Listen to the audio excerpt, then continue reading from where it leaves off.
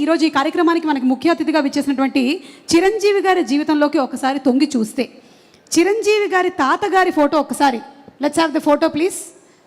చిరంజీవి గారి తాతగారి పిక్చర్ ఇప్పటి వరకు నాకు తెలిసి మేమైతే చూడలేదండి, ఫస్ట్ టైం చూస్తున్నాం. అంజనీదేవి గారి father, the great personality Chiranjeevi గారు. ఒక్క వాక్యం వారి పేరు లేదంటే వారి గురించి చెప్పాలని రిక్వెస్ట్ చేస్తున్నాము, మీ చిన్ననాటి అనుభవాలు ఏదైనా. మా అమ్మగారి తండ్రి గారు రాధాకృష్ణ నాయుడు. ఆయన నెల్లూరు వాసి, కానీ మొగల్తూరులో సెటిల్ అయ్యి అక్కడ ఎక్సైజ్, స్టేట్ ఎక్సైజ్ ఇన్స్పెక్టర్గా రిటైర్ అయ్యారు ఆయన. అండ్ ఆయన నీకు ఎవరు పోలికలైనా ఎవరి బుద్ధి అని రావచ్చు, కానీ ఆయన బుద్ధులు మాత్రం రాకూడదురా అనేవాళ్ళు. ఎందుకంటే ఆయన రసికుడు.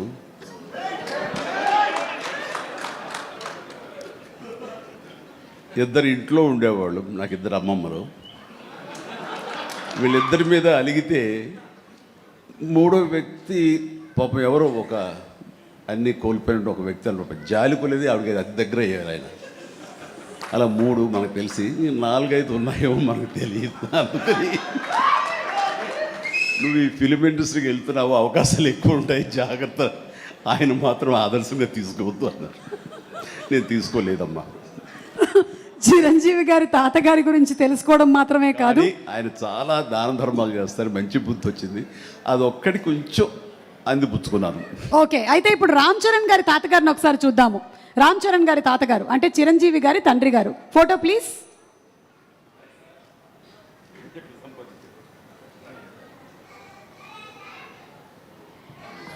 అమ్మా ఎస్, చిరంజీవి గారు ఈ ఫోటో వెనకాల ఏదో ఒక చిన్న స్టోరీ ఉందంట. యా, ఈ ఫోటో తీసింది నేను బ్లాక్ అండ్ వైట్. వావ్. ఆక్ఫా కెమెరాతో నేను తీశాను. ఇది మా నాన్నగారు చాలా స్ఫురద్రూపి అండి.